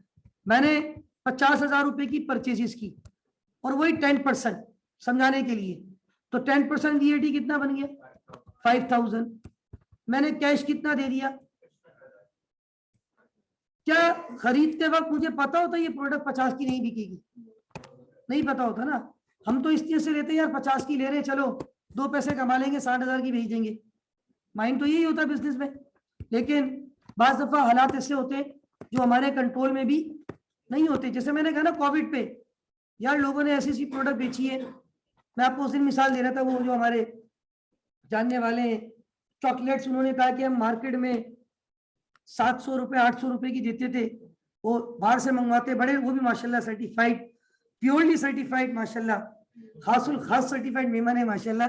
तो वो बड़े बिजनेसमैन है और अल्लाह ताला ने उनको बहुत नवाजा हुआ है। तो ज्यादातर लोग फिर ये इम्पोर्ट एक्सपोर्ट करते हैं। बेल्जियम गालिबन कंट्री बताया था, वहां से वो मंगवाते और आगे बेचते। अब उन्होंने पूरे फ्लैट वालों को आके बोला कि भाई आप लोग सब हमसे खरीद लो, हम मार्केट में तो 700-800 रुपए की देते थे, अब तो ये 1 महीने की डेट रह गई, एक्सपायर हो जाएंगी। 1 महीने भी चलो है, तो हम आपको 300 रुपए में पैकेट दे रहे हैं चॉकलेट्स के, उसमें चॉकलेट्स की पैकेट्स। अब 300 रुपए जाहिर सी बात है, जो चीज 700-800 रुपए की आप मार्केट में दे रहे हो, आप तो बाहर से मंगवाते हो, तो लोग खरीद भी लेते। लेकिन क्या हो सकता है उसमें उनको नुकसान भी हकीकत में होता है। भाई मैं अपने घर की अक्सर वो मिसाल लेता हूँ, मेरा अपना भाई अल्हम्दुलिल्लाह जो कपड़ों का काम करता है, वो मुझे बताता है भाई कि मेरी दुकान पे पुराने सूट पड़े हुए, पुराने से मुराद सेकंड हैंड नहीं है, सूट तो नए हैं, वो फैशन पुराना हो गया है, वो फैशन। तो कस्टमर को, मेरा भाई तो जाहिर सी बात है, मुझे तो भाई झूठ तो नहीं बोलेगा, ठीक है। और मैं जाता हूँ अक्सर उसके, जाहिर सी बात है कभी कभी परचेजिंग में भी जाता हूँ, मुझे ही पता होता है कौन सा सूट वो कितने का खरीद रहा है। वो कहता है यार मैंने इतने के ये लेडी सूट परचेज किए हुए, और मैं परचेज से भी कम पे बोलता हूँ खरीद लो। बाज़ दफा कस्टमर नहीं खरीदता। क्यों नहीं खरीदता? क्योंकि वो फैशन पुराना हो गया है। और लेडीज को खास तौर पे आज के दौर में आपको पता है कि फैशन जो है वो आज के दौर में चीजें आउट ऑफ फैशन हो जाए, आउट ऑफ सीजन हो जाए, ठीक है ना। अब ये खास तौर पे अभी गर्मियों की प्रोडक्ट सस्ती हो जाएंगी। अभी देखे ना आप, अब आप देखिए, अभी हर साल मैं देखता हूँ, ये एक कंपनी है इलेक्ट्रॉनिक आइटम की, बहुत बड़ी कंपनी है, कैनवुड, नाम सुना होगा आपने। हर साल वो अभी दिसंबर में ना सेल लगाती है, हर साल। और उसमें मतलब बहुत लोवेस्ट रेट पे वो इलेक्ट्रॉनिक आइटम बेचती है। खास तौर पे ये स्प्लिट हो गए, डिफ्रीजर हो गए, वाटर डिस्पेंसर। क्यों? उन दिनों में इन प्रोडक्ट की डिमांड क्या हो जाती है? कम हो जाती है। मैंने खुद परचेज की 2-3 मरतबा वहां से जाके, डिफरेंट लोकेशन पे लगाते हैं। आजकल ये लोग शारा फैसल पे लगा रहे हैं, पहले ये ICMA का सिटी कैंपस है उसके बिल्कुल बाहर लगता था, वो तो हमें बड़ी आसानी थी, हम वहाँ कैंपस में होते थे। और ये तकरीबन 15 दिन 20 दिन ये सेल उनकी जारी रहती है। मेरे कई शागिर्द, कई स्टूडेंट अल्हम्दुलिल्लाह ICMA के उस कंपनी में जॉब कर रहे हैं। वो मुझे मैसेज कर देते, सर वो सेल लग गई है, कुछ परचेज करना है तो आ जाए। और फिर वो और भी माशाल्लाह, मुझे तो एक तो वैसे ही डिस्काउंटेड रेट होते हैं, फिर मैं जाता हूँ तो वो अल्हम्दुलिल्लाह और भी कम करवा देते। अभी पिछली दफा लगी थी, मैं यहीं पढ़ा रहा था, हेड ऑफिस में ही था, मुझे अच्छी तरह याद है। तो मैं, वही स्टूडेंट का मैसेज आ गया, सर वो सेल लगी गई है, मैं हूँ अभी, आपको आ रहे हैं तो आ जाइएगा। जुम्मे का ही दिन था गालिबन, जहाँ तक मुझे पता जुम्मा ही था। मैं पढ़ा के निकला और डायरेक्ट वहां पहुंचा, एक प्रोडक्ट मैंने परचेज की, उसने और प्राइस कम करवा दी, वो मैंने रखी और मैं ले गया अल्हम्दुलिल्लाह। बहरहाल बात ये है कहने का मकसद कि आपको जब टाइम कुछ ऐसा भी आता है, बाज दफा अब देखिए एक अरसे से आप देख लो आइडियाज ने कितनी सेल लगाएगी, मतलब टाइम हो गया है। और वाकई कुछ चीजें तो मैं बताऊं आपको, मिसाल दूंगी, कुर्ता मैं हकीकत बता रहा हूँ, मैंने आइडियाज से लिया, ऑनलाइन मंगवाया 1200 रुपए, नथिंग यार, 1200 रुपए क्या है, खाली सिलाई आज के दौर में ना एक, और इसके अंदर ये कढ़ाई नहीं, आप दर्जी के बाद है ना 1200 रुपए लेगा आपसे खाली सिलाई, मैं सही बता रहा हूँ आपको, और इनका फैब्रिक भी अच्छा होता है। तो ये मैंने अभी ऑनलाइन मंगवाया।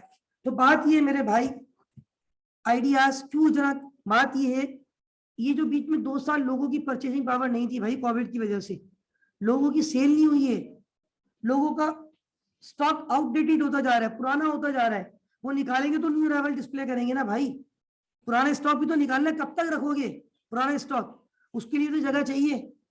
तो बात ये है, पिछले 2 सालों में कोविड ने ओवरऑल इकोनॉमी को, आप लोगों ने खुद देखा यार, 6-6 महीने दुकानें बन रही लोगों की, शटर तक ऑन नहीं हुए, पीक सीजन चले गए लोगों के। तो जाहिर सी बात है, जब लोगों की परचेसिंग पावर कम हो जाती है, और ये तो ब्रांड जो होते हैं आइडियाज वगैरह, ये लोग तो वैसे ही इनकी प्राइस ज्यादा होती है, नॉर्मल कस्टमर तो वैसे भी थोड़ा जाहिर सी बेचारा मुश्किल से जाता है।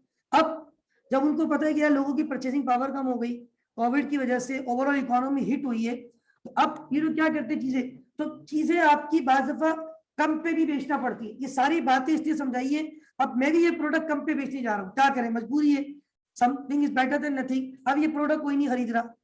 अब ये 50,000 की तो मैंने ली थी, 55 नहीं बोलना, कितने की ली थी, अब 50 क्या, लोग 45 की भी नहीं ले रहे। मैंने बोला यार 40 की ले लो भाई, बड़ी मुश्किल से एक बंदा आया, अब 40,000 तो मैंने उसको बोले, फिर इसको मैंने एक बात और बोली, भाई 40,000 तो प्राइस है, आपको पता है खान साहब की हुकूमत है और हम बगैर टैक्स के तो काम ही नहीं कर सकते, तो हमें 10% क्या भी लूंगा मैं आपसे टैक्स। देखिए याद रखें, जो कंपनीज काम करती है ना, वो टैक्स के बगैर नहीं चल सकती। मैं आपको मिसाल दूं, मैं जहाँ जॉब करता था, हमारी प्रोडक्ट ये एचपी के लैपटॉप प्रिंटर थे। अब मैं, जाहिर सी बात है, जब आप कहीं जॉब करोगे ना कल को, आपके खानदान वाले, अच्छा आप यहाँ जॉब करते हो, उनको कोई चीज खरीदनी है आपको फोन करेंगे, यार ये सस्ते। अभी मैं आपको मिसाल दी हूँ, मेरे स्टूडेंट तो बेचारे खुद बता देते हैं, कई स्टूडेंट है माशाल्लाह वहाँ पे, कैनवुड एक बहुत बड़ी कंपनी है, जाहिर सी बात है, उतनी प्रोडक्ट्स है उसकी, इतनी एक रेंज ऑफ प्रोडक्ट्स है उसकी, और कंपनी में तो सारे अकाउंटेंट होते, तो हमारे स्टूडेंट आईसीएमए के, तो अब वो मुझे कॉल कर देते हैं, बता देते, थोड़ा फेवर और दिलवा देते हैं। लेकिन बात ये है कि आप लोग एक्सपेक्टेशन बढ़ जाती है, यार हमारा जानने वाला वहां काम करता है, लेकिन पता अब मेरे पास कॉल आती थी, यार वो हमें लैपटॉप चाहिए, आप वो लैपटॉप की कंपनी में एचपी में जॉब करते हैं ना। अब मैं पता उनको क्या बोलता था, मैं भाई मैं कंपनी में हूँ और हमारी कंपनी बगैर टैक्स के, अब हम आपको प्राइस में देंगे ना, शायद आप बोलोगे मार्केट में इससे कम पे मिल रहा है। मार्केट में जो लोग बेच रहे हैं वो तो बहुत सारे लोग तो कच्ची पर्ची पे काम करते हैं, कच्ची पर्ची समझते हैं आपको, बगैर सेल टैक्स के, मतलब वो बस काम हो जाता है, वो ग्रे चैनल से माल आ जाता है, उनका डिफरेंट रूट से आ जाता है। बहुत सारे लोग, अभी मैं एक वीडियो देख रहा था, मुझे किसी ने फॉरवर्ड की 3-4 दिन पहले, मेरे पास मोबाइल में भी है, वो एक बंदा है, वो लैपटॉप बोल रहा है 7,000 8,000 मेरे पास ये लैपटॉप है, वो रेंज ऑफ प्रोडक्ट यूट्यूब पे उसने वीडियो डाली हुई है। तो मैं भी बड़ा मुतासिर हुआ, है वो लाहौर में, अगर वो कराची में होता ना, आप यकीन करें मैं पहुंच जाता उसके पास।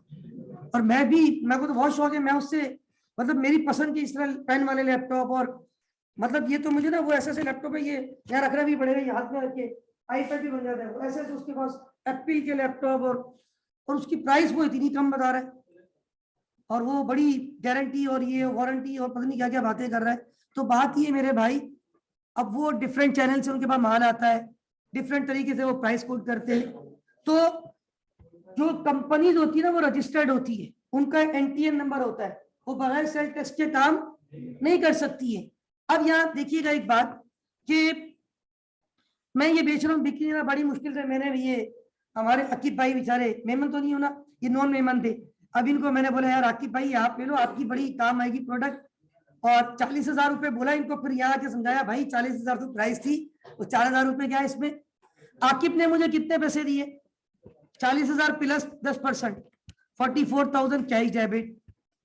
मैं सेल कितनी दिखाऊंगा आपकी, 40,000। अब आपको पता है मुझे 10,000 का नुकसान हो रहा है। अभी आपको तो लगेगा थोड़ा ज्यादा नुकसान है, वो बताता हूं मैं किस तरीके से। अब यहाँ पे कंडीशन रिवर्स हो गई है।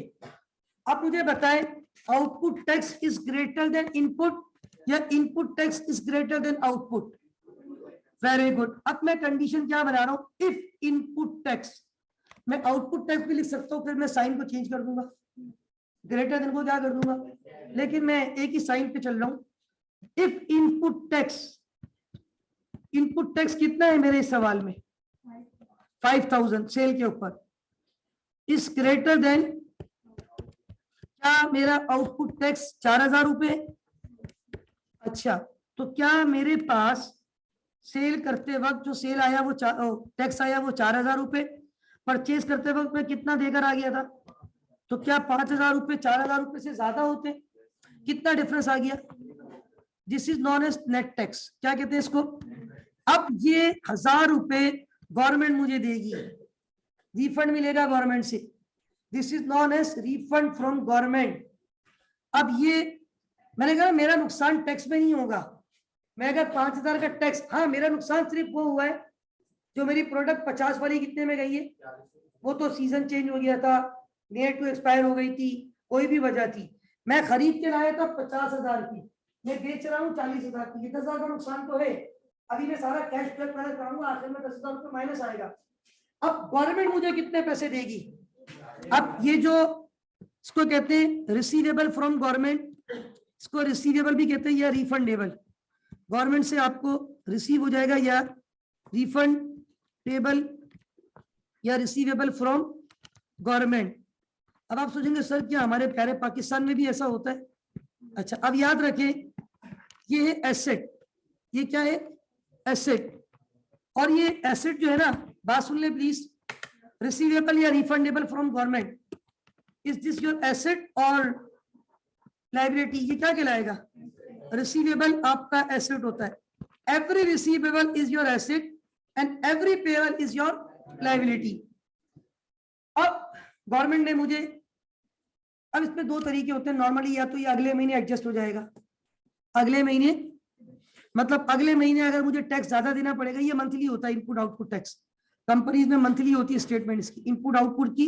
कंपनी क्या करती है, सारा इनपुट टैक्स सारा आउटपुट टैक्स डिफरेंस देख लेती है, ज्यादा हो गया गवर्नमेंट को दे दिया, अगले महीने कम हो गया, अब गवर्नमेंट से अगर रिफंड नहीं भी करवाया ना, तीसरे महीने क्या पूरा साल खुदा ना खास्ता के लॉस में बेचोगे, भाई आप कारोबार करने बैठे हुए, कभी कभी होता है, अगले महीने दोबारा ये प्रॉफिट ही होगा इंशाल्लाह, तो ये ऊपर चला जाएगा, तो वो पैसे आप रोक के बाकी गवर्नमेंट को दे दो, मतलब एडजस्ट।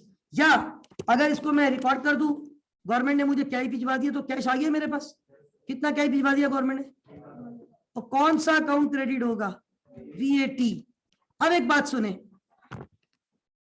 कैलकुलेटर में यहाँ लिखिए कैश माइनस में 55, कैश पहले माइनस हुआ ना, माइनस में 55, प्लस में, और फिर दोबारा डेबिट हुआ है प्लस में 1, तो माइनस में 55 प्लस में 44 प्लस में 1, यानी प्लस में 45, कितना आंसर आया, वही आपका नुकसान हुआ था जी। दूसरी बात, अगर आप दोनों कंडीशन पे देखें, आपका वीएटी 0 हो चुका है, कैसे, वीएटी पहले कितना डेबिट हुआ था, फिर वीएटी कितना क्रेडिट हुआ, तो डेबिट ज्यादा हुआ था या क्रेडिट, अच्छा डेबिट में कितना कम था, 10,000 रुपये और डेबिट हो गई, तो ये भी डेबिट वीएटी, ये भी डेबिट वीएटी, टोटल डेबिट में कितना बैलेंस है 40, क्रेडिट में भी कितना है, जब आपने एडजस्टमेंट कर दी उसके बाद वो 0 हो गया। यहाँ पर भी देखिए वीएटी डेबिट हुआ 5000, लेकिन यहाँ वीएटी क्रेडिट कितना हुआ था सिर्फ, अब डेबिट ज्यादा था या क्रेडिट, डेबिट ज्यादा था, किसमें कम था, कितने से, वीएटी क्रेडिट 1000, इन दोनों को प्लस करो, वीएटी क्रेडिट 5000, यहाँ पे देख लो VAT debit 5000, all is well, आपका वीएटी क्या हो चुका है 0। तो अल्हम्दुलिल्लाह almost we have covered the syllabus. बस ये 3 बातें आपसे करनी है, स्टैंडर्ड रेटेड क्या होता है, जीरो रेटेड क्या होता है, एग्जाम सप्लाईज क्या होता है। असल में ये वो कॉन्सेप्ट है, किसका है ये, वो कॉन्सेप्ट है जो मैं आपको थोड़े से यहाँ पे दूंगा। इसमें हमारे पास असल में व्हाट इज स्टैंडर्ड रेटेड, असल में स्टैंडर्ड रेटेड का मतलब होता है एक स्टैंडर्ड रेट पे आपने टैक्स चार्ज करना है। मैंने अपनी आज की सारी एग्जांपल में क्या स्टैंडर्ड रेट रखा था, हाँ ये तो मैंने रखा था, पाकिस्तान में 10% नॉर्मली नहीं है, 17, 17.5, 18, कितना किसी को पता है, अच्छी बात, तो थोड़ा बहुत बिजनेस भी देखते हो ना माशाल्लाह, तो ये बिल्कुल सही कह रहे हैं 17%। अब ये जो गवर्नमेंट ने फिक्स किया हुआ ना, this is known an standard. अच्छा, अब ये जो कुछ मैंने पढ़ाया, अगर ये मैं सारा का सारा, ये सारे सवाल अगर पाकिस्तान में 17% है, ये सारे सवाल में 17% पे सॉल्व कर दूं तो ये कौन सा रेट कहलाएगा? और ये अभी भी स्टैंडर्ड रेट है। अभी मैंने क्या इश्यू किया था, खान साहब ने नकली कर दी, खान साहब ने कहा घबराना नहीं है, टैक्स में कम कर रहा हूं, कितना कम कर दिया तो स्टैंडर्ड रेटेड हो गया। एक होता है स्टैंडर्ड रेटेड, एक होता है जीरो रेटेड। अब ये जीरो रेटेड क्या है? जीरो रेटेड का मतलब है 0% सेंट टैक्स, लेकिन ये जीरो की भी वैल्यू है, ये जीरो की भी। अब उनके सर ये जीरो की क्या वैल्यू? जीरो की वैल्यू का मतलब ये होता है कि टैक्स का रेट है, टैक्स का रेट। फॉर एग्जांपल, मैं एक प्रोडक्ट खरीद के लाया और उस प्रोडक्ट पे अगर स्टैंडर्ड रेटेड था, तो स्टैंडर्ड रेटेड का मतलब मैंने वो रेट पे करना है जो गवर्नमेंट ने स्टैंडर्ड किया हुआ है। अच्छा, अब देखिए बाज दफा चीजें डिफरेंट होती है, चीजें डिफरेंट होती है सर, मतलब फॉर एग्जांपल मैं एक मैन्युफैक्चरिंग कंपनी हूं, मतलब मैं जाऊं वो एक मैन्युफैक्चरिंग कंपनी है। मैन्युफैक्चरिंग कंपनी का मतलब हम प्रोडक्ट को खुद बनाते हैं। प्रोडक्ट को बनाने के लिए हमें क्या चाहिए होता है? सपोज प्लास्टिक का मटेरियल हम लेके आते, प्लास्टिक से तो पता नहीं कितनी हजारों गुड्स बन सकती है, लैपटॉप भी बन सकता है, स्प्रेड बन सकता है, ठीक है ना। अब मैं प्लास्टिक जब खरीद के लाता हूं, हर चीज के अलग अलग रेट है, ये आप देखते होंगे बजट में, सिगरेट पे रेट कम कर दिया, सिगरेट पे रेट बढ़ा दिया ताकि लोग सिगरेट ना पिए, मतलब गवर्नमेंट बजट में प्लस माइनस करती है। इवन हमारे रेट चेंज होते हैं। अभी मैं कह रहा हूँ मेरा रेट कितना चल रहा है, जब मैंने पढ़ाना शुरू किया था उस वक्त 10% नहीं था, 6% नहीं भाई, 17 भी गए। आज से 10 साल पहले अल्हम्दुलिल्लाह जब मैंने आईसीएमए में शुरू किया पढ़ाना 2011 में, उस वक्त ये रेट मेरा था 6 या 6.5%। उसके बाद ये आहिस्ता आहिस्ता बढ़ा 7, 7.5, आज ये कितना परसेंट हो गया? 10% हो गया। तो ये रेट हर साल बजट आता है उसमें ऊपर नीचे होते। अच्छा, अब बात ये है, गवर्नमेंट ने, मैंने जो रॉ मटेरियल खरीदा प्लास्टिक, उस पर सपोज करें एक रेट लगाया हुआ था, ठीक है। अब वो रेट स्टैंडर्ड रेटेड पे आती थी, वो प्रोडक्ट किस पे आती थी? अब वो मैंने स्टैंडर्ड रेट पे टैक्स पे कर दिया। अच्छा, मैंने जो उससे फ्रिज गुड बनाई ना, क्या बनाई? अब वो प्रोडक्ट प्लास्टिक तो नहीं, अब तो कुछ और है वो। उस प्रोडक्ट पे गवर्नमेंट ने कहा zero rated. What do you mean by zero rated? Tax कितना परसेंट लगेगा? अब जीरो की वैल्यू क्यों है? क्योंकि जीरो रेटेड का मतलब परसेंटेज है 0%। इसका मतलब है अब ये जो मैं आगे टैक्स पे करके आया था, वो मेरा कौन सा टैक्स था? Input tax. क्या कस्टमर से मैंने टैक्स लिया? इनपुट टैक्स ज्यादा हो गया, आउटपुट टैक्स जीरो था। अब ये सारा पैसा मुझे कहां से मिल जाएगा? क्योंकि गवर्नमेंट ने टैक्स लगाया हुआ है। जीरो रेटेड का मतलब टैक्स का रेट है। एक होता है एग्जाम्प्ट सप्लाईज। एग्जाम्प्ट सप्लाईज का मतलब होता है इसमें तो टैक्स एग्जाम्प्ट है। अब मैं तीसरी कंडीशन बता रहा हूं कि मैं वो प्रोडक्ट लेकर आया प्लास्टिक जिसपे तो मैंने स्टैंडर्ड रेट पे कर दिया था, लेकिन मैंने उस प्लास्टिक से जो प्रोडक्ट बनाई ना, वो प्रोडक्ट मार्केट में बेचने जा रहा हूं। गवर्नमेंट के रूल के मुताबिक उस पर स्टैंडर्ड रेट नहीं है, उस पर जीरो रेटेड भी, उस पर तो गवर्नमेंट ने बोला ये कौन सी सप्लाईज है, इस पे तो टैक्स है ही नहीं। तो अब मैं क्या वहां पे कोई आउटपुट टैक्स जीरो रेटेड पे कर सकता हूं? नहीं कर सकता। अब तो आउटपुट टैक्स है ही नहीं। अब आउटपुट टैक्स, तो अब ये मैं गवर्नमेंट से रिफंड क्लेम, रिफंड तो कब होगा? जब इनपुट और आउटपुट हो, चाहे आउटपुट कितने परसेंट पे हो। 0% का मतलब है गवर्नमेंट ने कहा है ये आउटपुट टैक्स में काउंट होगा जीरो के ऊपर। मतलब अगर आपने 1 लाख का टैक्स दिया इनपुट के ऊपर, आउटपुट पे 0% लगाया, जीरो, तो 1 लाख ज्यादा है as compare to, input tax ज्यादा है एज कंपेयर टू। अब ये लाख रुपए आपको कौन दे देगी? किस कंडीशन में? जब आप वो प्रोडक्ट बेच रहे जो कौन से रेट में आती है। लेकिन आप प्लास्टिक लाए थे, वो तो स्टैंडर्ड रेटेड था, उस पर तो आप 17% देकर आ गए थे। लेकिन अब आपने एक मुसीबत ऐसी बना ली कि आपने उस प्लास्टिक से जो प्रोडक्ट बनाई वो ना तो स्टैंडर्ड रेटेड में आती थी ना जीरो रेटेड, वो तो एग्जाम्प्ट सप्लाई थी। अब गवर्नमेंट बोलेगी ये थोड़ी हम इसको मानते, इस पे तो आउटपुट टैक्स है ही नहीं। अब तो आपने जो कुछ दिया वो आप खुद जानोगे, हम आपको रिफंड। अब उसमें बेचने वाला बताइए क्या करेगा?